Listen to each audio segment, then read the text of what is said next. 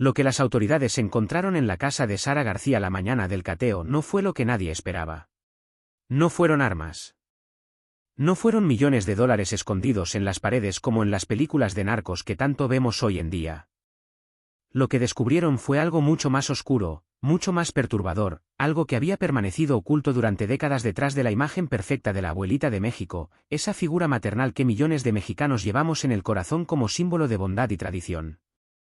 Y lo que estás a punto de escuchar cambiará para siempre la forma en que ves el cine de oro mexicano, sus secretos más guardados, las verdades que nunca debieron salir a la luz pero que finalmente emergieron cuando menos se esperaba.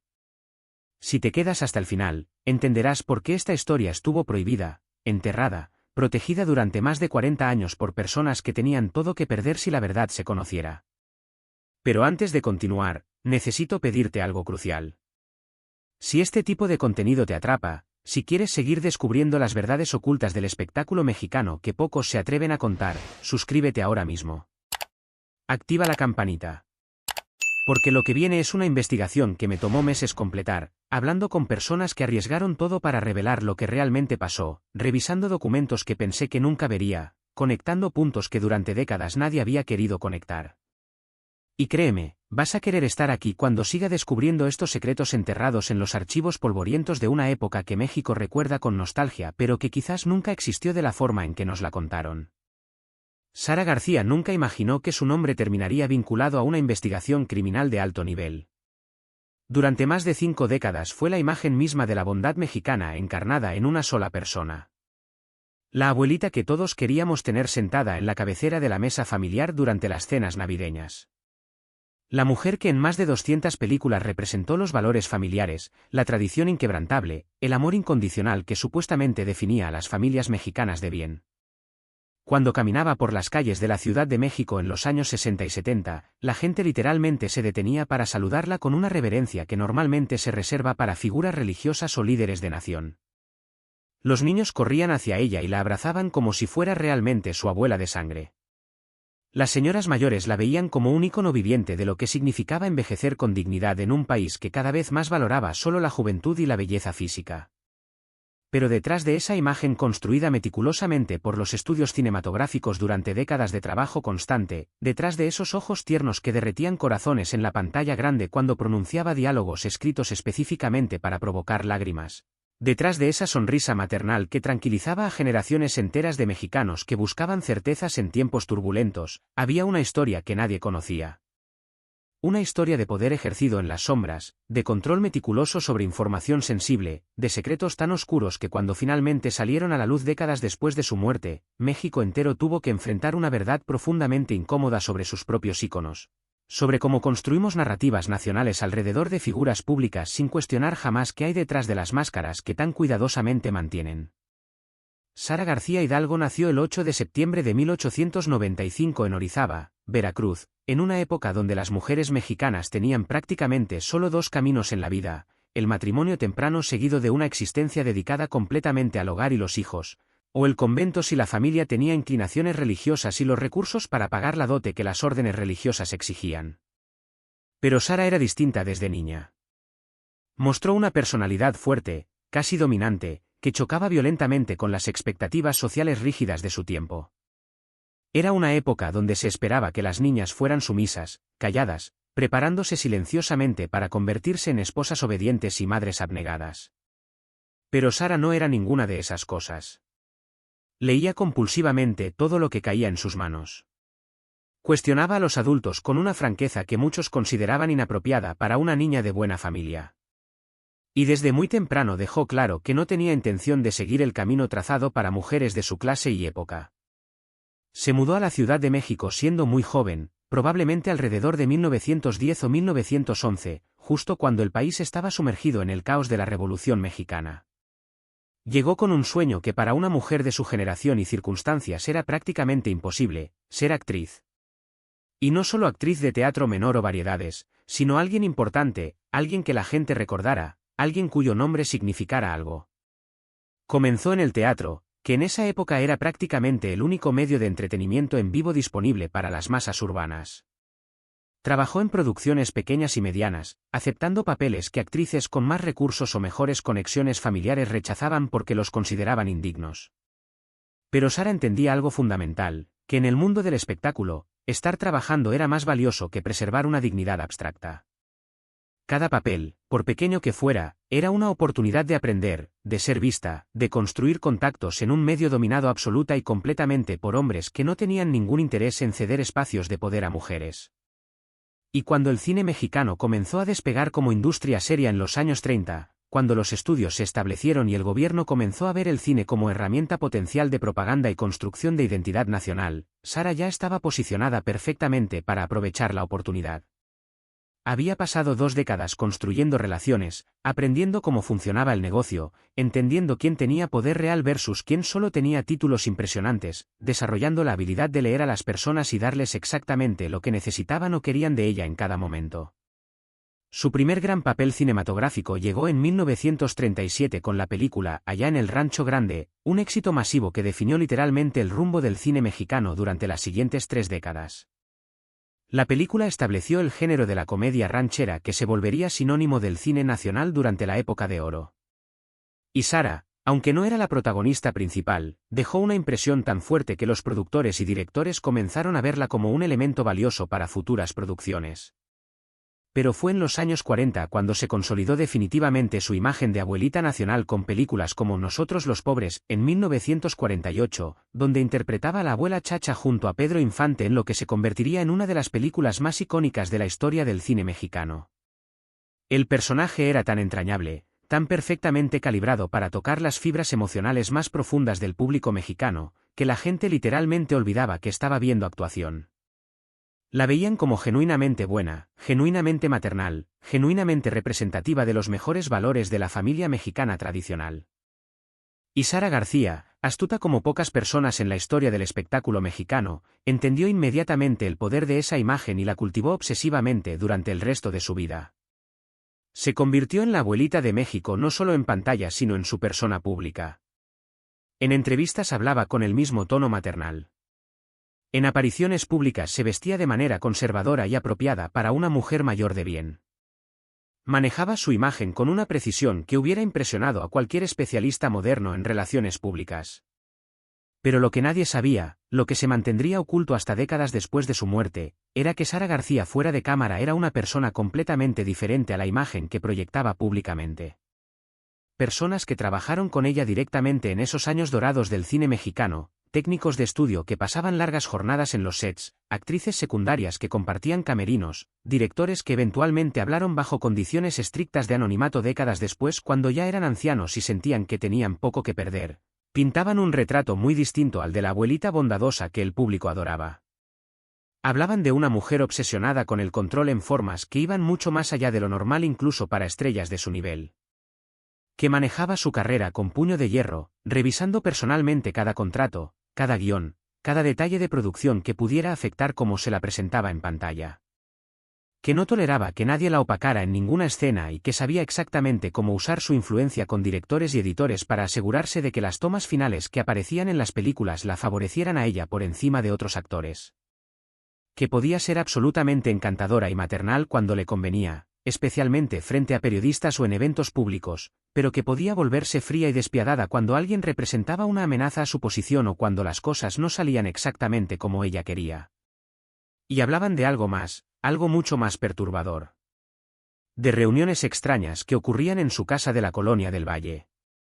De personas que entraban y salían a horas inusuales, a veces muy tarde en la noche o muy temprano en la madrugada. De rumores que circulaban en voz baja en los pasillos de los estudios sobre actividades que nadie se atrevía a investigar o siquiera a mencionar abiertamente porque Sara García era absolutamente intocable. Porque atacar públicamente a la abuelita de México, cuestionar su integridad o sugerir que había algo turbio en su vida privada, era esencialmente atacar a México mismo, atacar los valores que supuestamente definían a la nación. Y en esa época dorada del cine nacional, donde los estudios controlaban absolutamente todo con poder casi totalitario, donde los actores firmaban contratos que los convertían básicamente en propiedad de las compañías productoras, donde la imagen pública lo era todo y un escándalo podía terminar una carrera en 24 horas, nadie iba a arriesgar su sustento hablando mal de un ícono nacional de esa magnitud. Lo que ocurrió después cambió todo para siempre. Sara García murió el 24 de noviembre de 1980 en la Ciudad de México después de una larga enfermedad que la había debilitado gradualmente durante los últimos años de su vida. Tenía 85 años y había trabajado prácticamente hasta el final, apareciendo en telenovelas cuando las películas ya no la llamaban tanto como antes. Su muerte fue noticia nacional de primera plana. Miles de personas, muchas llorando genuinamente como si hubieran perdido a un miembro de su propia familia, asistieron a su funeral que se realizó con honores casi de jefa de Estado. El presidente de México en ese momento envió condolencias oficiales y flores elaboradas. Los periódicos más importantes del país publicaron páginas completas celebrando su legado, reproduciendo fotografías de sus papeles más memorables, citando a celebridades y políticos alabando su contribución a la cultura mexicana. Y su casa en la Colonia del Valle, una residencia elegante de 2 pisos pero no ostentosa según los estándares de las grandes estrellas del cine, que había sido su hogar durante más de 30 años, quedó cerrada y sellada. Pasó a manos de sobrinos lejanos que nunca habían estado particularmente cercanos a ella, que no sabían muy bien qué hacer con una propiedad llena de los recuerdos y posesiones de alguien tan famoso. Discutieron durante meses sobre si convertirla en museo, si venderla, si rentarla. Pero al final, atrapados en indecisiones y disputas menores sobre la herencia, simplemente la dejaron ahí. Cerrada. Abandonada. Y ahí permaneció, prácticamente intacta como una cápsula del tiempo congelada en 1980, durante más de 4 décadas completas. Hasta que en febrero de 2024, 44 años después de la muerte de Sara García, algo absolutamente extraordinario ocurrió que nadie hubiera podido predecir. La Secretaría de Seguridad y Protección Ciudadana del Gobierno Federal, encabezada por Omar García Harfuch, estaba en medio de una investigación compleja y de largo plazo sobre una red sofisticada de tráfico de arte robado que operaba en la Ciudad de México y que tenía conexiones internacionales con coleccionistas en Estados Unidos, Europa y Asia. Era una red que había estado operando durante años, posiblemente décadas, moviendo piezas de valor histórico incalculable, obras de arte del periodo colonial mexicano, objetos de la época prehispánica que deberían estar en museos o sitios arqueológicos protegidos, documentos históricos originales que formaban parte del patrimonio documental de la nación.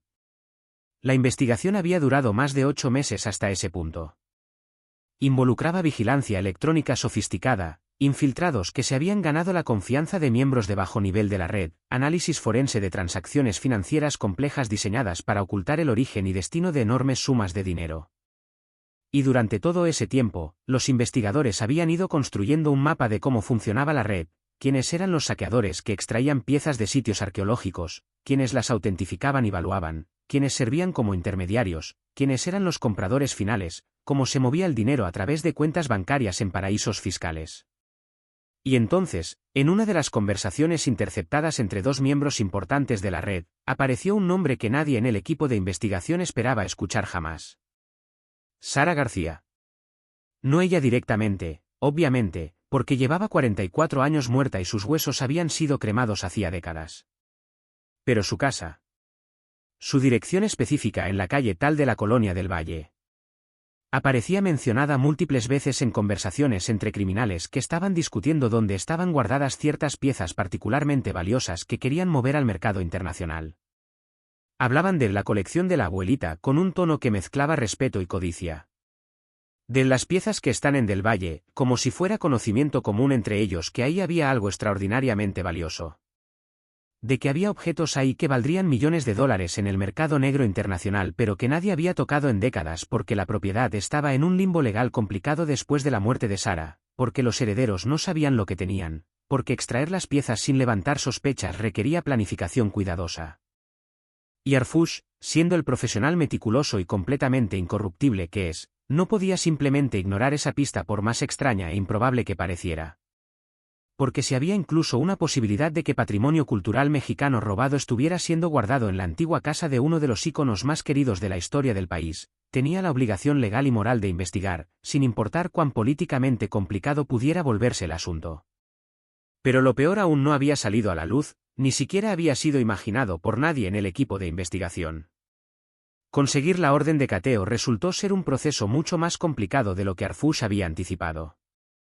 Porque aunque Sara García llevaba décadas muerta, su imagen seguía siendo protegida casi con fanatismo religioso por ciertos sectores de la sociedad mexicana, especialmente por personas mayores que habían crecido viéndola en el cine y que la consideraban parte integral de sus propias historias familiares. Hubo resistencia inmediata y vocal incluso dentro del sistema judicial cuando la solicitud de cateo comenzó a circular entre los canales apropiados. Jueces que cuestionaban abiertamente si era realmente necesario violar la propiedad privada de los herederos de un ícono nacional basándose en menciones ambiguas en conversaciones interceptadas de criminales que podrían estar hablando de cualquier cosa. Abogados caros representando a los herederos de Sara argumentaban apasionadamente que era una violación no solo a los derechos de propiedad privada sino a la memoria misma de una figura que había dado tanto a la cultura mexicana. Organizaban conferencias de prensa donde denunciaban lo que llamaban un ataque injustificado al legado del cine de oro. Grupos de fans, muchos de ellos personas de 70 u 80 años que recordaban haber visto películas de Sara en cines de barrio cuando eran niños, organizaban protestas pequeñas pero ruidosas afuera de las oficinas de la Secretaría de Seguridad, llevando pancartas con fotografías de Sara en sus papeles más memorables y exigiendo que dejaran en paz a la abuelita de México. Pero Arfuch tenía algo que sus opositores no tenían: evidencia sólida. No eran solo menciones vagas. Las conversaciones interceptadas eran específicas. Mencionaban objetos particulares por descripción. Hablaban de cómo entrar a la propiedad, qué habitaciones revisar, dónde exactamente estaban guardadas las piezas más valiosas. Y cuando Arfuch presentó transcripciones completas de esas conversaciones al juez encargado de autorizar o denegar la orden de cateo, junto con informes de expertos del Instituto Nacional de Antropología e Historia explicando que varias de las piezas descritas en las conversaciones correspondían a objetos que efectivamente habían sido reportados como robados o desaparecidos de diferentes sitios arqueológicos y colecciones entre los años 40 y 70, la orden eventualmente fue aprobada. El cateo se realizó una mañana gris y húmeda de marzo de 2024. Un martes, específicamente, porque Arfuch había aprendido durante su larga carrera que los operativos importantes era mejor realizarlos a mitad de semana cuando la gente está en sus rutinas normales y menos alerta que los fines de semana o lunes. Un equipo completo llegó a la dirección, agentes federales entrenados específicamente para manejo de evidencia delicada, peritos forenses, especialistas en arte e historia del Instituto Nacional de Antropología e Historia, fotógrafos documentales que registrarían cada paso del proceso, y representantes legales tanto del gobierno como de los herederos de Sara que tenían derecho a estar presentes durante todo el procedimiento. La casa había permanecido esencialmente cerrada y sin cambios significativos desde que los sobrinos herederos la habían visitado brevemente años atrás para recoger algunos documentos personales relacionados con la herencia y unos cuantos objetos de valor sentimental. Estaba exactamente como Sara la había dejado en los días finales antes de su muerte en noviembre de 1980. Muebles pesados de madera oscura típicos de los años 70 cubiertos ahora de una capa gruesa de polvo que había tenido 4 décadas para acumularse. Fotografías en las paredes mostrándola sonriente junto a las grandes estrellas del cine de oro: Pedro Infante, Jorge Negrete, María Félix, Dolores del Río, Tintán. Premios y reconocimientos en vitrinas de vidrio, medallas, placas conmemorativas, certificados enmarcados. Todo congelado en el tiempo como un museo involuntario, un santuario accidental de una época que ya no existe de la forma en que la recordamos.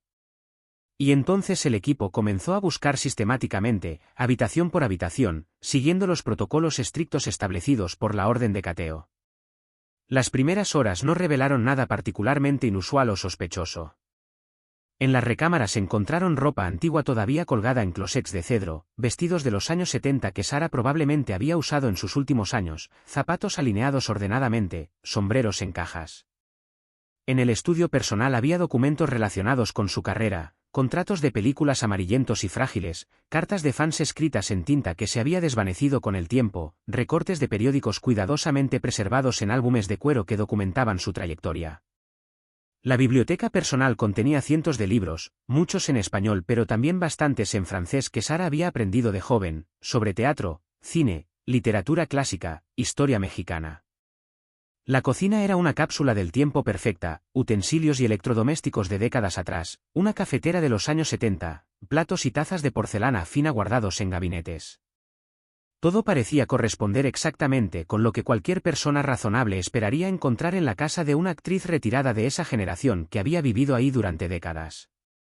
Parecía que el cateo iba a terminar sin encontrar nada, que las conversaciones interceptadas habían sido malentendidas o que se referían a alguna otra ubicación.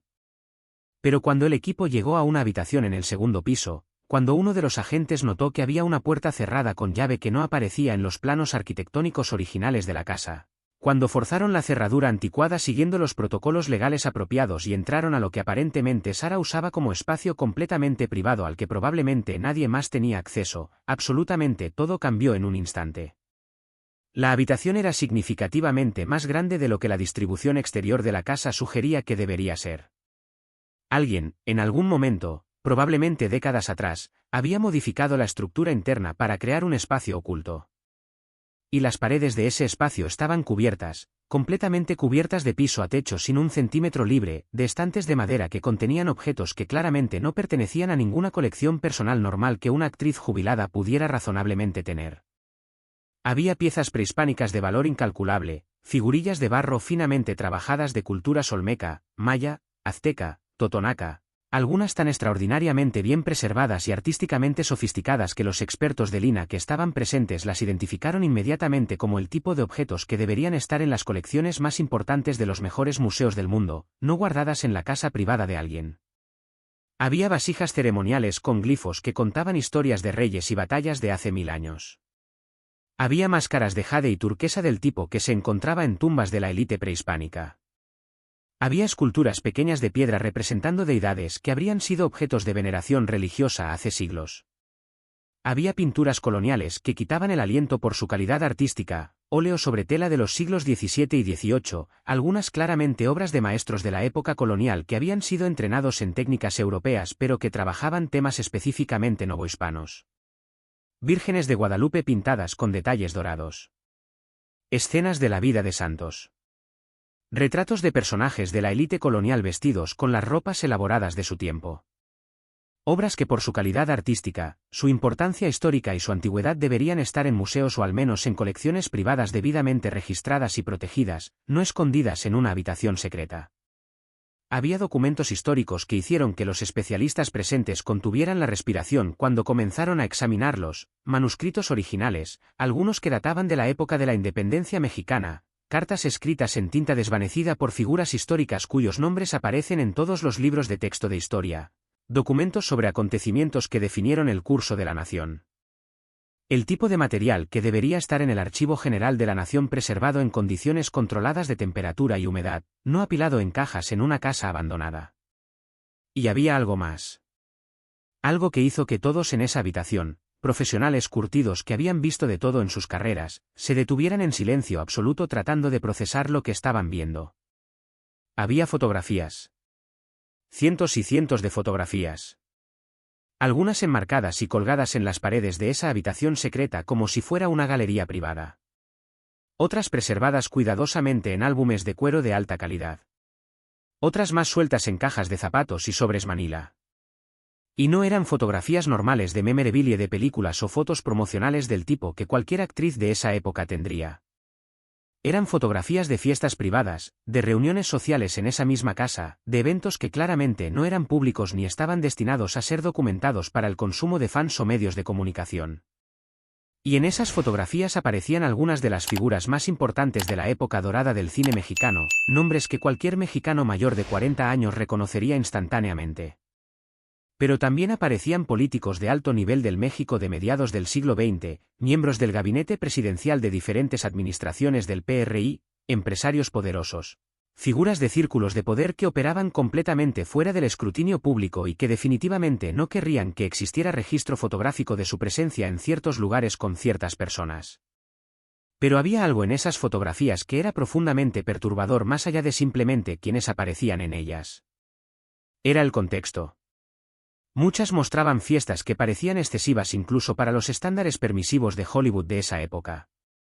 Había alcohol en cantidades que sugerían algo mucho más intenso que celebraciones sociales normales. Había personas en estados de intoxicación o alteración que claramente no querrían que fueran documentados públicamente. Y había, en algunas de las fotografías más cuidadosamente guardadas en un sobresellado con cera que tuvo que ser abierto con extremo cuidado, indicios de actividades que si se hacían públicas destruirían reputaciones que habían permanecido intactas e inmaculadas durante décadas, que desarmarían narrativas completas sobre figuras que habían muerto siendo consideradas modelos de rectitud moral. Nadie estaba preparado para esa confesión visual de secretos guardados durante medio siglo. Los peritos forenses comenzaron el proceso meticuloso de catalogar absolutamente todo. Cada objeto fue fotografiado desde múltiples ángulos con iluminación profesional. Cada pieza fue numerada con un sistema de código que permitiría rastrearla a través de todo el proceso de investigación y eventual disposición legal. Cada artículo fue documentado en formularios que registraban dimensiones, materiales, condición, características distintivas. Los expertos de Lina comenzaron el trabajo de identificar las piezas prehispánicas y coloniales, comparándolas con bases de datos de objetos reportados como robados o desaparecidos, tratando de determinar procedencia cuando era posible. Y lo que emergió de ese análisis inicial fue absolutamente impactante. Los expertos de Lina identificaron al menos 37 piezas prehispánicas que habían sido reportadas formalmente como robadas o desaparecidas de diferentes sitios arqueológicos, museos regionales o colecciones privadas legítimas entre los años de 1940 y 1975. Algunas provenían de zonas arqueológicas en Veracruz que habían sido saqueadas sistemáticamente durante décadas antes de que hubiera protección legal efectiva de patrimonio cultural. Otras habían sido parte de colecciones privadas que fueron robadas en asaltos que se investigaron en su momento pero que nunca se resolvieron porque las piezas desaparecieron completamente del mercado visible. Otras más correspondían a objetos que simplemente se habían reportado como desaparecidos de almacenes de museos regionales en circunstancias que nunca fueron completamente explicadas. El valor total de solo las piezas arqueológicas, estimado conservadoramente por los expertos usando valores de mercado legal cuando existe y extrapolaciones basadas en subastas internacionales de objetos similares, era de varios millones de dólares. Pero el valor real iba mucho más allá de cualquier cifra monetaria. Eran piezas de patrimonio cultural que pertenecían al pueblo mexicano, que contaban historias sobre civilizaciones antiguas, que tenían valor científico e histórico que no puede medirse en dinero. Las pinturas coloniales eran igualmente problemáticas cuando los especialistas las examinaron. Al menos 5 de ellas correspondían a obras específicas que habían desaparecido de iglesias y conventos durante los años turbulentos de la Revolución Mexicana y las décadas posteriores, cuando muchas propiedades religiosas fueron confiscadas por el Estado y sus contenidos dispersados en circunstancias caóticas. Otras pinturas no tenían registro claro de procedencia legítima, lo que en el mundo del arte típicamente es señal de que fueron adquiridas en el mercado negro en algún punto. Varias mostraban signos de haber sido removidas apresuradamente de sus marcos originales en algún momento, probablemente durante robos. Los documentos históricos que encontraron incluían cartas originales escritas por figuras de la independencia mexicana cuya autenticidad fue confirmada por especialistas en documentos históricos, cartas que por su importancia histórica deberían estar en el Archivo General de la Nación donde investigadores pudieran estudiarlas. Había también documentos relacionados con eventos de la Revolución Mexicana, manifiestos políticos originales, correspondencia entre líderes revolucionarios, material que los historiadores darían cualquier cosa por poder examinar pero que había estado escondido en esa casa durante décadas. Pero las fotografías, esas fotografías que documentaban la vida privada de la élite del espectáculo y la política mexicana de mediados del siglo XX, eran lo más explosivo de todo. Porque mostraban una red de relaciones y actividades que contradecían completamente la imagen pública cuidadosamente construida del cine de oro como una época dorada de inocencia moral, valores tradicionales y rectitud. Mostraban que detrás de cámaras, lejos de los reflectores y las sonrisas para el público, había un mundo paralelo de excesos que serían escandalosos incluso según estándares modernos mucho más permisivos, de fiestas privadas donde se rompían todas las reglas sociales y morales de esa época supuestamente conservadora, de relaciones que las estrellas mantenían escondidas meticulosamente del público que las adoraba y las ponía en pedestales como modelos de comportamiento. Y entonces llegó el momento que nadie olvidaría, el descubrimiento que transformaría todo esto de un caso de tráfico de arte robado a algo mucho más complejo y perturbador. En el fondo de un closet secreto dentro de esa misma habitación oculta, detrás de un panel de madera falso que solo fue descubierto cuando un perito con experiencia en construcción notó que las dimensiones internas de la habitación no correspondían exactamente con las dimensiones externas según los planos arquitectónicos. Cuando removieron cuidadosamente ese panel y revelaron un espacio adicional de aproximadamente 1 metro de profundidad que corría a lo largo de toda una pared, encontraron cajas. Cajas de cartón resistente, del tipo que se usaba para almacenamiento de documentos importantes en oficinas, etiquetadas meticulosamente con años escritos en tinta negra con la letra inconfundible de Sara García, 1940 a 1945, 1946 a 1950, 1951 a 1955, continuando en intervalos de 5 años hasta 1976 a 1978. Y dentro de esas cajas, preservados con un cuidado que sugería que su autora sabía exactamente cuán valiosos e incriminatorios eran, había diarios.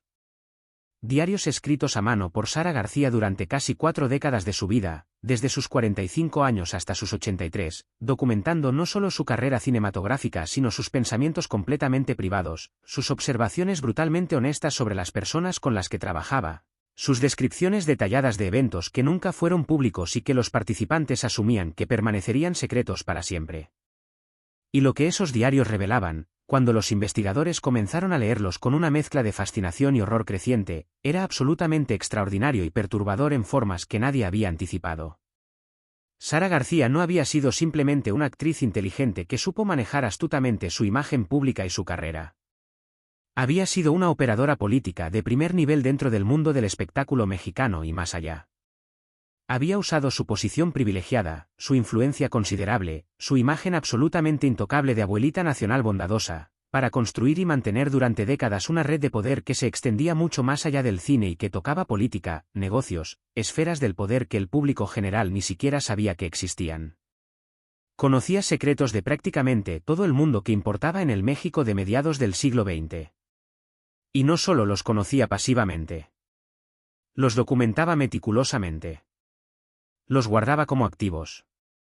Y los usaba estratégicamente cuando necesitaba algo. Los diarios mencionaban por nombre completo a directores famosos, productores poderosos, actores que eran ídolos de masas, políticos que llegaron a las más altas posiciones de poder. Describían sus debilidades personales con una precisión casi clínica. Sus vicios secretos. Sus preferencias sexuales que ocultaban del público.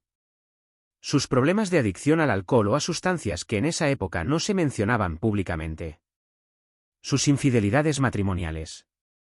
Sus hijos ilegítimos que mantenían escondidos. Sus transacciones financieras turbias. Sus conexiones con el crimen organizado de la época. Y en varios pasajes que los investigadores señalaron específicamente quedaba absolutamente claro que Sara usaba esa información estratégicamente, que no era simple chisme sino inteligencia que empleaba para conseguir lo que quería. Para conseguir mejores papeles en películas que de otra forma no le habrían ofrecido. Para asegurarse de que ciertas películas se hicieran o que otras nunca llegaran a producción. Para influir en decisiones de los estudios sobre qué directores contratar o despedir. Para mantener su posición absolutamente privilegiada en un medio notoriamente volátil donde las carreras podían terminar de un día para otro por razones caprichosas. Para protegerse de personas que podrían haber querido perjudicarla. Había confiado en que nadie encontraría esto nunca, en que moriría y sus secretos morirían con ella. Pero había algo más en esos diarios, algo que explicaba completamente la colección de arte robado y las fotografías comprometedoras y la habitación secreta entera. Sara García, según sus propias palabras escritas meticulosamente en tinta azul en páginas que ahora estaban amarillentas y frágiles por más de 4 décadas de tiempo, había operado durante la mayor parte de su vida adulta como una especie de guardiana de secretos para gente poderosa. Una vault humana. Un espacio seguro donde personas que tenían mucho que perder podían depositar cosas que necesitaban esconder del escrutinio público, del gobierno, de enemigos, de esposas celosas, de socios de negocios que podrían usar información en su contra. Personas poderosas le confiaban objetos valiosos obtenidos de maneras cuestionables. Le daban documentos incriminatorios para que los guardara donde nadie pensaría buscar. Le entregaban fotografías comprometedoras que si se hacían públicas destruirían carreras y familias. Y Sara aceptaba todo, lo guardaba todo meticulosamente, lo documentaba todo en sus diarios privados. Porque entendía perfectamente que cada favor que hacía, cada secreto que guardaba, la hacía más poderosa. Le daba influencia sobre gente que de otra forma hubiera sido completamente inaccesible para una actriz sin importar cuán famosa fuera. Y ella aceptaba ese rol conscientemente, estratégicamente, porque le daba un tipo de poder que el simple estrellato nunca podría dar. El poder invisible pero absolutamente real de saber cosas que otros desesperadamente querían mantener ocultas. El poder de tener en su posesión física objetos que vinculaban a personas específicas con actividades ilegales o moralmente cuestionables. El poder de ser necesaria para un sistema completo de corrupción y secretos que operaba en las sombras del glamour cinematográfico, que permitía que la élite mexicana de esa época mantuviera una fachada pública de respetabilidad mientras hacía lo que quisiera en privado. En sus diarios escribía con una franqueza escalofriante sobre políticos importantes del PRI, el partido que gobernó México de facto como dictadura de partido único durante 70 años, que le pedían que guardara obras de arte y objetos valiosos que habían obtenido ilegalmente durante su tiempo en cargos públicos, que habían robado básicamente del patrimonio nacional o de ciudadanos que no podían defenderse. Escribía sobre productores de cine que le entregaban fotografías comprometedoras de otras estrellas, fotografías de encuentros sexuales o de consumo de drogas, para que Sara las mantuviera escondidas como seguro contra posibles problemas futuros. Sobre directores famosos que necesitaban que ciertos documentos desaparecieran completamente de la circulación porque probaban fraudes financieros o peor. Y Sara lo hacía todo, meticulosamente, sabiendo exactamente lo que significaba cada acción. Sabiendo que cada favor incrementaba su poder. Que cada secreto guardado la hacía más indispensable para más gente. Que cada objeto escondido en su casa era esencialmente una póliza de seguro que garantizaba que nadie se atrevería a tocarla porque si algo le pasaba, si caía en desgracia, todos esos secretos saldrían a la luz y destruirían a docenas de personas poderosas. En una entrada particularmente reveladora fechada en julio de 1962, escribía con una claridad que no dejaba espacio para ambigüedad: hoy vino, y aquí mencionaba el nombre completo de un político que eventualmente llegaría a ser gobernador de uno de los estados más importantes del país, con una colección de piezas prehispánicas extraordinarias que necesitaba esconder urgentemente después del escándalo reciente en la zona arqueológica que él supervisaba. Le dije que podía confiar completamente en mí, que sus secretos estarían seguros aquí. Y es verdad. Siempre pueden confiar en mí. Porque yo entiendo algo fundamental que muchos no entienden, que todos tenemos secretos, que todos hemos hecho cosas que no queremos que se sepan, y que los secretos son poder cuando sabes cómo guardarlos apropiadamente. Nunca traiciono una confianza depositada en mí. Pero tampoco olvido quién me debe qué. Y ese conocimiento, esa red de favores y deudas, vale más que cualquier cantidad de dinero que pudiera ganar en películas. El precio ya estaba pagado, aunque nadie sabía todavía cuán alto había sido realmente ese precio. La noticia del cateo en la casa de Sara García se filtró a la prensa casi inmediatamente, probablemente a través de alguno de los representantes legales de los herederos que tenían todo el incentivo para hacer esto público y generar presión mediática contra las autoridades. Y México, ese México que ama apasionadamente sus símbolos y sus mitos sobre sí mismo, se dividió de forma dramática y casi tribal. Hubo un segmento muy grande de la población, especialmente personas mayores que habían crecido viendo películas de Sara en cines de barrio y que la habían internalizado como parte de su propia historia familiar, que se negaban rotunda y emocionalmente a creer que su abuelita adorada pudiera haber estado involucrada en absolutamente nada turbio. Decían que seguramente todo era un malentendido terrible. Que los objetos encontrados habían sido plantados por alguien con motivos oscuros. Que era una conspiración del gobierno actual para manchar la memoria del cine de oro porque no les gustaba que los mexicanos se sintieran orgullosos de su pasado cultural. Que Arfuch estaba excediendo groseramente su autoridad al atacar a un ícono cultural de esa magnitud basándose en evidencia que seguramente era fabricada o malinterpretada. Grupos numerosos de fans, muchos de ellos personas de 70 u 80 años que caminaban con dificultad pero que igual salieron a manifestarse, organizaron protestas regulares afuera de la Secretaría de Seguridad exigiendo enérgicamente que devolvieran inmediatamente todos los objetos a los herederos legítimos y que dejaran en paz el sagrado legado de Sara García y del cine de oro que ella representaba. Pero había otros, muchos otros, que no se sorprendieron tanto cuando los detalles comenzaron a emerger en la prensa. Personas que habían trabajado en el medio del espectáculo durante esos años, que habían sido extras o técnicos o asistentes, que habían visto cosas pero que nunca habían tenido la plataforma ni la credibilidad para hablar sobre ellas. Personas que siempre habían sabido, en algún nivel, que detrás de las cámaras y las sonrisas y las imágenes perfectamente construidas para el público, la realidad era muy distinta y mucho más oscura de lo que se mostraba en las pantallas. Que habían escuchado rumores durante décadas sobre las famosas fiestas en casa de Sara García, sobre su misteriosa colección de objetos que nadie podía ver, sobre su influencia que iba mucho más allá de su trabajo como actriz. Para todas estas personas, el cateo simplemente confirmaba lo que siempre habían sospechado pero nunca habían podido probar ni hablar públicamente sin arriesgar sus propias carreras y reputaciones. Arfuch manejó la situación explosiva con exactamente la profesionalidad fría y enfocada que lo ha caracterizado durante toda su carrera en seguridad pública. No hizo declaraciones espectaculares diseñadas para generar titulares. No buscó capitalizar mediáticamente el descubrimiento para mejorar su propia imagen política o posicionarse para futuras ambiciones. No filtró detalles sensacionalistas a periodistas amigos. Simplemente presentó los hechos verificables de manera clara y directa en conferencias de prensa donde respondió preguntas con paciencia pero sin revelar más de lo estrictamente necesario. Las piezas arqueológicas fueron formalmente entregadas al Instituto Nacional de Antropología e Historia para su resguardo apropiado en instalaciones con condiciones controladas de temperatura y humedad, y para eventual devolución a sus lugares legítimos de origen cuando fuera posible determinar de dónde habían sido robadas originalmente. Las pinturas coloniales fueron enviadas a equipos de expertos en arte colonial para procesos extensos de autentificación, restauración si era necesaria, y determinación de procedencia histórica.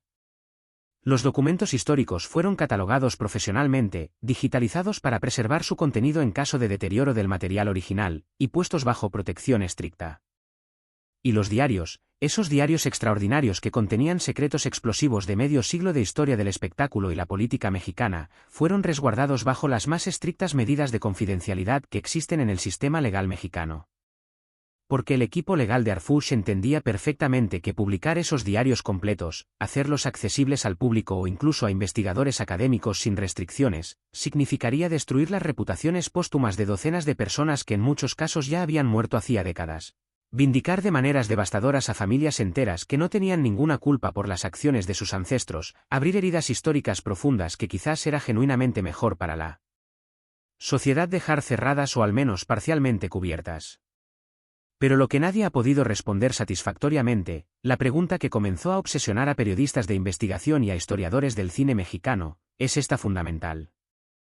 ¿Cuánto más hay enterrado en las casas y propiedades de otros íconos del cine de oro que aún no han sido investigadas? ¿Cuántos secretos similares permanecen ocultos detrás de las imágenes perfectas e intocables que se construyeron tan cuidadosamente para el público adorador? ¿Cuántas otras colecciones de arte robado? ¿Cuántos otros archivos de fotografías comprometedoras de fiestas secretas? ¿Cuántos otros diarios reveladores que documentan la hipocresía masiva de una época, están esperando pacientemente en propiedades que nadie ha investigado porque los nombres asociados siguen siendo considerados intocables por la sociedad mexicana? Sara García fue, en muchos sentidos importantes, producto de su época. Una época donde las apariencias públicas lo eran absolutamente todo, donde tu imagen era más importante que cualquier realidad subyacente, donde el poder real se ejercía completamente en las sombras a través de redes informales de favores y secretos mutuos que nunca se documentaban oficialmente.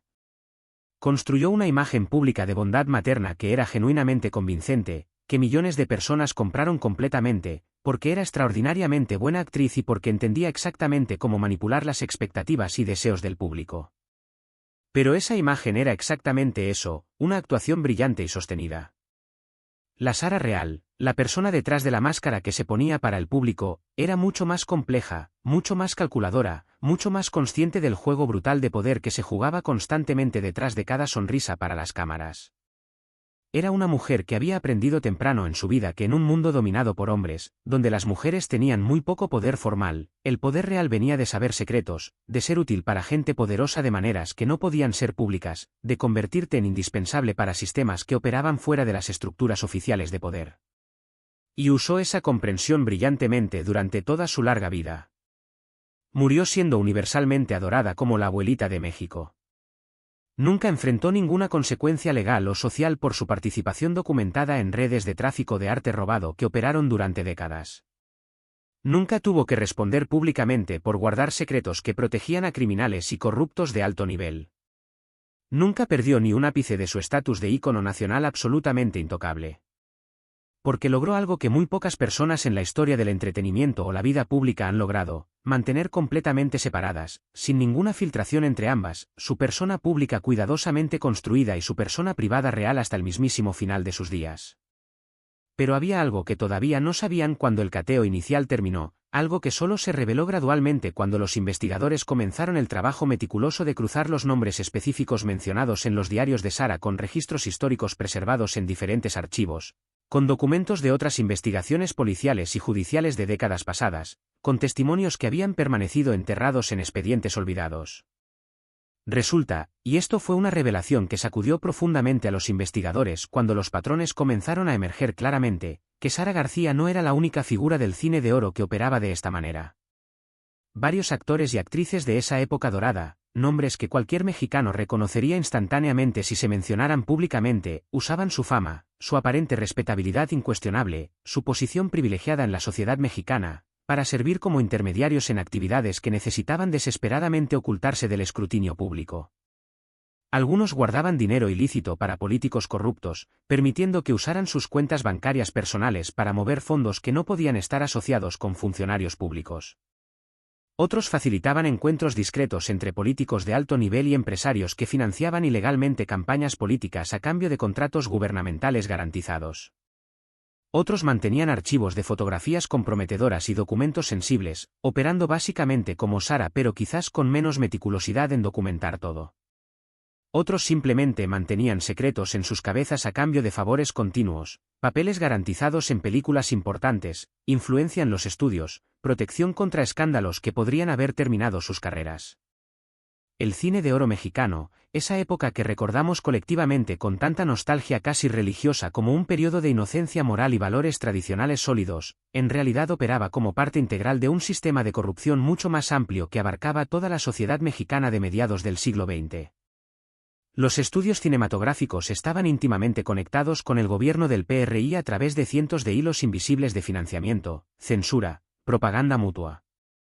El gobierno usaba sistemáticamente el cine como herramienta de propaganda para construir y mantener una imagen específica de México tanto para consumo interno como para proyección internacional.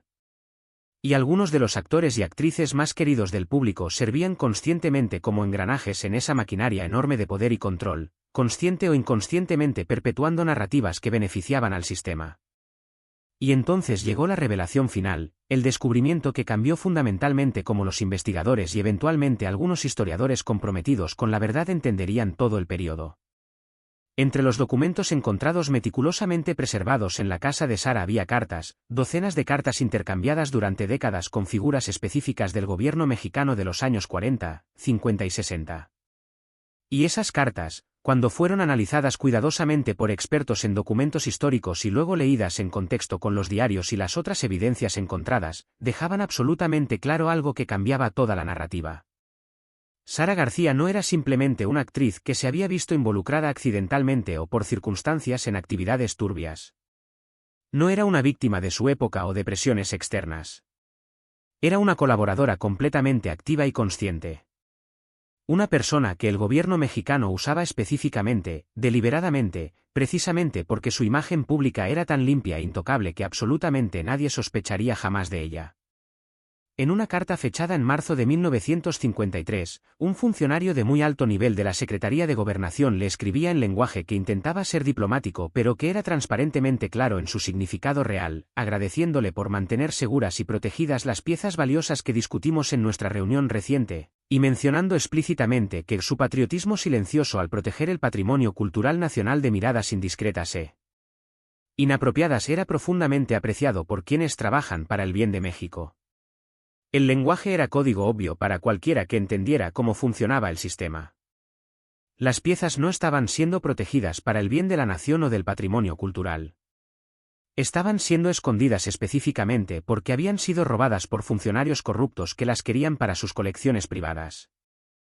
En otra carta particularmente escalofriante fechada en octubre de 1968, apenas semanas después de la masacre de Tlatelolco donde el gobierno mexicano asesinó a cientos de estudiantes desarmados, alguien cuyo nombre estaba en el membrete oficial de una dependencia gubernamental le pedía urgentemente que guardara documentos altamente sensibles relacionados con las recientes dificultades con manifestantes radicales y le aseguraba enfáticamente que su casa sigue siendo el lugar más seguro y confiable para asuntos que requieren discreción absoluta e indefinida. Era esencialmente una admisión implícita pero clara de que Sara estaba siendo usada activamente para ocultar evidencia de crímenes de Estado, de que era parte de la estructura de encubrimiento de uno de los episodios más oscuros de la historia moderna de México. Y lo más perturbador de todo, lo que realmente reveló quién era Sara García en su núcleo más profundo, en sus diarios escribía sobre estas colaboraciones con el gobierno con cierto orgullo apenas disimulado. No con vergüenza ni conflicto moral. Con satisfacción por lo útil y valiosa que era para gente tan poderosa, por cómo la necesitaban personas que controlaban el país entero, por cómo su imagen cuidadosamente construida de abuelita bondadosa e inofensiva era la cobertura absolutamente perfecta para actividades que requerían el más alto nivel de secretismo y negabilidad. Nadie lo vio venir, esta revelación de que un ícono nacional tan querido había sido esencialmente un agente extraoficial del Estado autoritario. Porque durante décadas, durante generaciones completas de mexicanos, el país había construido parte importante de su identidad cultural nacional alrededor de figuras exactamente como Sara García. Eran símbolos vivientes de lo que supuestamente éramos como pueblo, tradicionales pero con dignidad, familiares pero no sofocantes, honestos en nuestras transacciones, buenos en nuestras intenciones, moralmente superiores a la corrupción que veíamos en políticos pero que negábamos que permeara toda la sociedad. Y descubrir que esos símbolos habían sido construcciones completamente artificiales, que detrás de las imágenes públicas perfectas había personas que participaban activa y conscientemente en sistemas elaborados de corrupción y ocultamiento de crímenes, era enfrentar una verdad profundamente incómoda sobre nosotros mismos como sociedad, sobre nuestra historia real versus nuestra historia mitificada.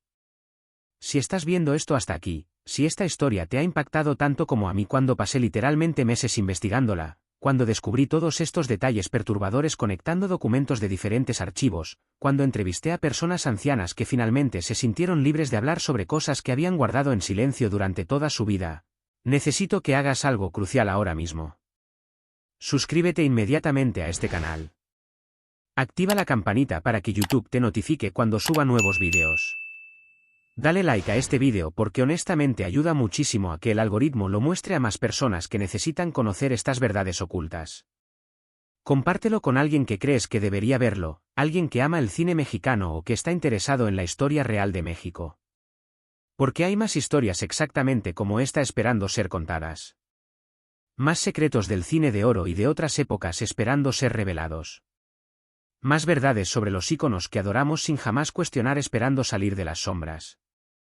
Y definitivamente vas a querer estar aquí cuando las cuente en próximos vídeos.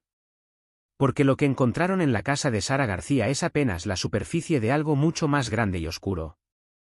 El cateo de esa casa, ese descubrimiento de 44 años de secretos preservados accidentalmente, abrió una caja de Pandora que las autoridades mexicanas honestamente no anticiparon completamente ni estaban preparadas para manejar.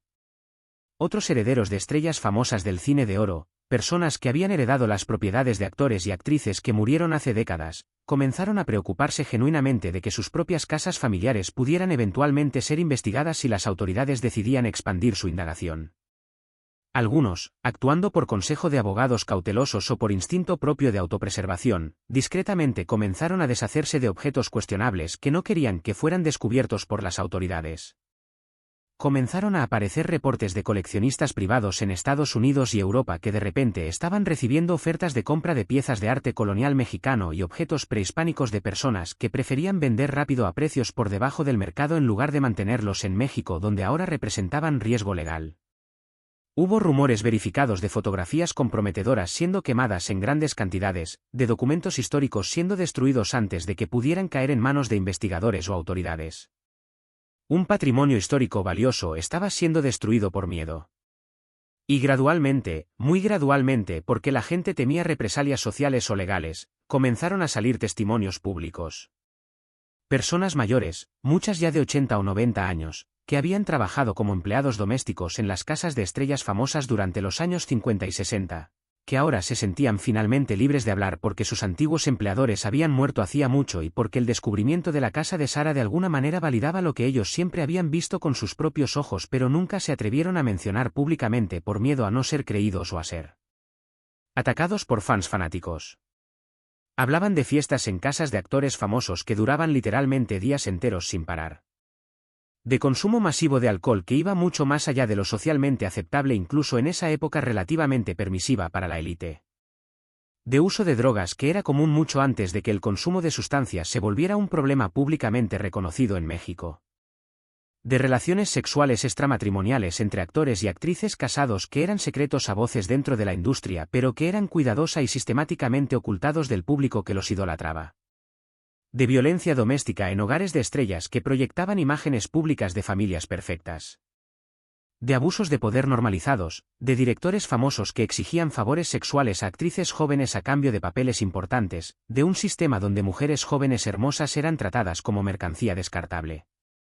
El cine de oro, Esa época dorada que México había recordado durante generaciones con un cariño nostálgico casi religioso, estaba siendo sistemáticamente desmitificado. Y la reacción pública era extremadamente compleja y emocionalmente cargada. Algunos mexicanos se aferraban desesperadamente a las imágenes idealizadas que habían internalizado, negándose categóricamente a aceptar cualquier evidencia que las contradijera sin importar cuán sólida fuera. Otros experimentaban algo parecido a un proceso de duelo, una aceptación gradual y dolorosa de que algo que amaban profundamente no era lo que siempre habían creído. Y otros más sentían una especie de liberación, como si finalmente se les permitiera hablar de verdades que siempre habían intuido o sabido pero que la sociedad les había prohibido mencionar. Harfuch enfrentó críticas extremadamente intensas desde prácticamente todos los ángulos del espectro político y social. Políticos conservadores del PAN lo acusaban abiertamente de atacar el patrimonio cultural mexicano y de intentar destruir uno de los pocos periodos de la historia nacional que los mexicanos recordaban con orgullo genuino. Políticos de izquierda de Morena lo criticaban por desperdiciar recursos públicos investigando el pasado en lugar de enfocarse en problemas actuales de seguridad. Grupos organizados de cinéfilos y preservacionistas culturales organizaban protestas regulares argumentando que estaba destruyendo innecesariamente la memoria del cine de oro por razones que nunca fueron completamente claras. Columnistas culturales influyentes escribían artículos apasionados en periódicos importantes preguntando retóricamente qué exactamente se ganaba con revelar los secretos y defectos de personas que ya habían muerto y que no podían defenderse. Pero Harfuch mantuvo firmemente su posición a pesar de la presión mediática y política que hubiera quebrado a funcionarios menos convencidos o menos respaldados. Repetía pacientemente en cada entrevista que esto no se trataba fundamentalmente de destruir legados o ensuciar memorias. Se trataba de recuperar patrimonio cultural que había sido robado y que pertenecía al pueblo mexicano. Se trataba de documentar la verdad histórica tan completamente como fuera posible. Se trataba de establecer y reafirmar el principio de que las figuras públicas, por más queridas o icónicas que sean, no están por encima de la ley ni deberían estar protegidas de escrutinio simplemente porque son populares.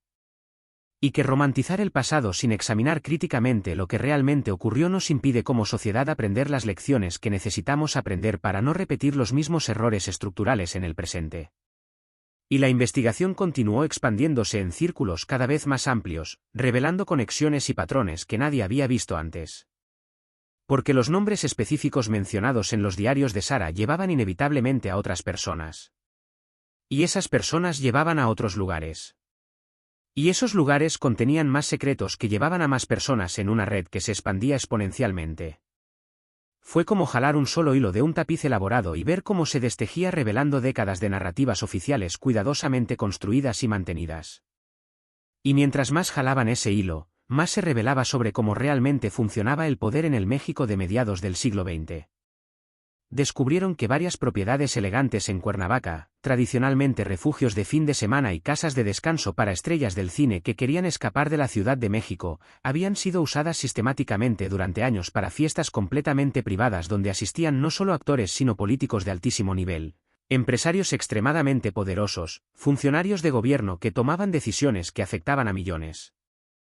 Fiestas donde se hacían negocios extremadamente turbios lejos de cualquier registro oficial, donde se tomaban decisiones que afectaban políticas públicas importantes, donde se sellaban acuerdos de corrupción masiva mientras se bebía champán francés carísimo y se escuchaba música en vivo tocada por artistas famosos.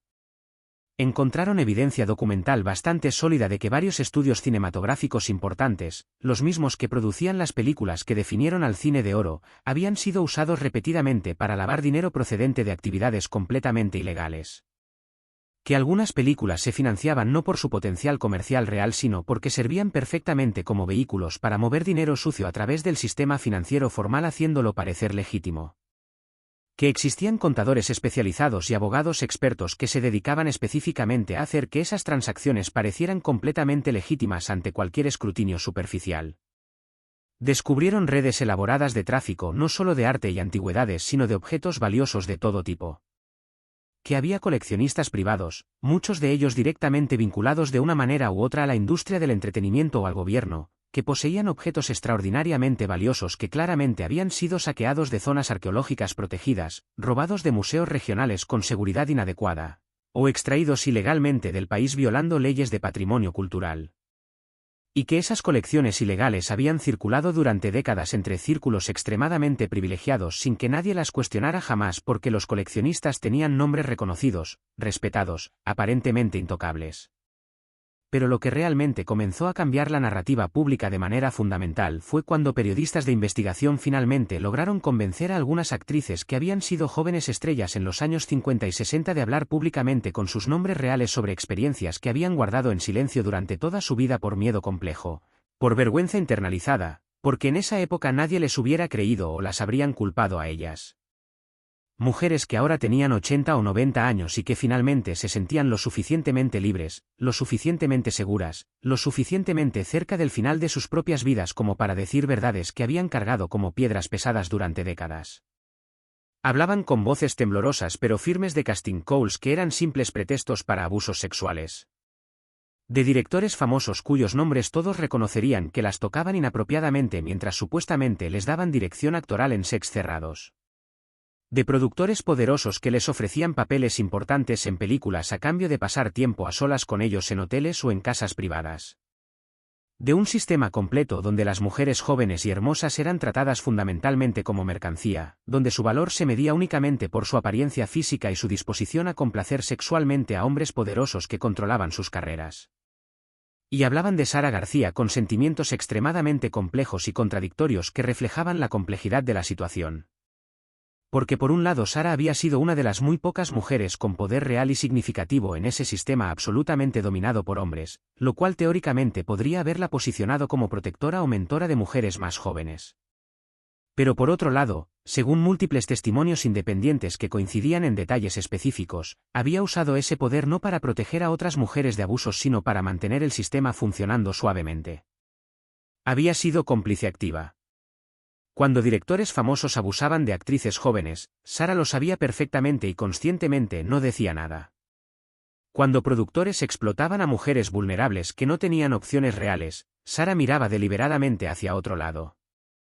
Porque ella había aprendido la lección dura de que sobrevivir en ese medio brutalmente competitivo significaba proteger el sistema que te daba poder, no desafiarlo con quejas morales.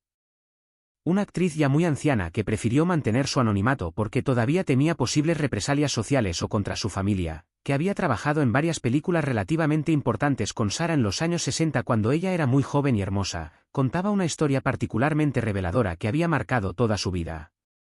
Decía que una vez, cuando tenía apenas 19 años, le confió llorando a Sara que un director extremadamente famoso la había acosado sexualmente durante la filmación, que le había dicho explícitamente que si quería seguir consiguiendo papeles tendría que hacer ciertas cosas. Y Sara le respondió con una frase que esta mujer nunca olvidaría en los más de 50 años que habían pasado desde entonces: mijita, así funciona esto y siempre ha funcionado así. O aprendes a jugar el juego según las reglas que ya existen o te vas y haces otra cosa con tu vida. Pero si te vas, absolutamente nadie va a recordar tu nombre en 5 años. Si te quedas y eres lista sobre cómo manejas las situaciones, puedes tener una carrera larga y exitosa. Tú decides qué quieres. Era la mentalidad pura de sobrevivencia en un sistema profundamente tóxico. No era necesariamente maldad pura o sadismo. Era adaptación pragmática. Era hacer lo que se consideraba necesario para mantenerse vigente y poderosa en una industria absolutamente brutal donde las carreras podían terminar en un instante. Pero el resultado final era exactamente el mismo sin importar las motivaciones: complicidad activa con abusos sistemáticos, perpetuación consciente de sistemas de explotación, silenciamiento efectivo de víctimas que buscaban ayuda o solidaridad. Y eso lo cambió todo en cómo grandes segmentos del público mexicano empezaron gradualmente a ver el legado complejo de Sara García y del cine de oro en general. Porque ya no era remotamente posible para nadie honesto mantener la narrativa simplista de una época dorada de inocencia moral y valores tradicionales sólidos. La evidencia física era absolutamente abrumadora. Los testimonios personales eran demasiado consistentes entre sí en detalles específicos como para ser invenciones. Los documentos encontrados no mentían sobre transacciones y actividades. El cine de oro había sido muchas cosas simultáneamente, artísticamente brillante en muchísimos casos, produciendo películas que genuinamente merecían el reconocimiento que recibieron, culturalmente significativo sin ninguna duda, ayudando a definir identidad nacional mexicana, formativo para generaciones de mexicanos absolutamente. pero también había sido un sistema donde funcionaban normalizada y sistemáticamente corrupción masiva, abuso de poder en todas direcciones, explotación particularmente de mujeres y trabajadores sin poder, criminalidad de todo tipo, todo escondido meticulosamente detrás de imágenes públicas cuidadosamente construidas de respetabilidad y valores tradicionales. Arfush eventualmente dio una conferencia de prensa formal y extensa donde presentó los hallazgos principales de la investigación sin revelar los detalles más sensibles que podrían destruir personas o familias sin beneficio público claro. Explicó con cifras y hechos verificables que se habían recuperado numerosas piezas importantes de patrimonio cultural mexicano que serían devueltas a instituciones públicas apropiadas donde el pueblo mexicano podría eventualmente verlas. Que se habían documentado meticulosamente actividades que tenían relevancia histórica significativa y que esa información sería preservada apropiadamente para investigadores futuros que quisieran entender ese periodo con honestidad. Que todo esto no se trataba fundamentalmente de destruir reputaciones de personas muertas sino de establecer un registro histórico lo más preciso posible de cómo realmente funcionaba el poder en esa época. Y terminó su presentación formal con una reflexión cuidadosamente preparada que muchos observadores consideraron la parte más importante e impactante de toda la conferencia. Dijo algo así: como sociedad, como país, tenemos una tendencia muy humana y comprensible a idealizar nuestro pasado. Creamos héroes perfectos sin defectos y épocas doradas que en realidad nunca existieron exactamente de la manera simplificada que las recordamos nostálgicamente. Y cuando evidencia sólida surge que contradice esas narrativas idealizadas que nos hacen sentir bien sobre nosotros mismos, nuestra primera reacción instintiva es negarla categóricamente, rechazarla emocionalmente, atacar a quienes la presentan como si fueran enemigos de la nación. Pero la verdad histórica completa, por incómoda que sea, por mucho que duela enfrentarla, es absolutamente necesaria para una sociedad madura. Porque solo entendiendo realmente y honestamente cómo funcionaban los sistemas del pasado, con todos sus logros pero también con todos sus defectos y corrupciones, podemos tener alguna esperanza de evitar repetir exactamente los mismos errores sistémicos en el presente y el futuro. Y aunque muchísimos críticos atacaron esas palabras como innecesariamente duras, como un ataque gratuito al patrimonio cultural, como falta de respeto a figuras que habían dado tanto al país, otros las vieron como exactamente lo que México necesitaba desesperadamente escuchar en este momento histórico. Una invitación directa a madurar como sociedad. A dejar de aferrarnos infantilmente a mitos convenientes pero falsos y enfrentar con valentía realidades complejas y matizadas. A entender que las personas son inherentemente multidimensionales, que pueden crear arte hermoso y significativo mientras simultáneamente participan en sistemas corruptos y dañinos, que el legado de cualquier época histórica incluye inevitablemente tanto sus logros celebrables como sus fallas que debemos reconocer. El espejo que nadie quería ver había sido colocado finalmente frente a México. Un espejo que mostraba todo lo que está profundamente mal en cómo construimos memoria colectiva, en cómo idealizamos pasados que nunca existieron de la forma que creemos, en cómo protegemos narrativas que nos hacen sentir bien aunque sepamos que son falsas. Y ese espejo, perturbador e incómodo, sigue ahí.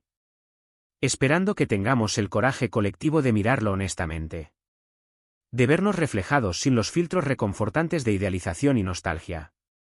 Y de decidir finalmente qué vamos a hacer con la verdad que revela. Porque la verdad, por dolorosa que sea, siempre será más liberadora que las mentiras cómodas que nos contamos para dormir tranquilos.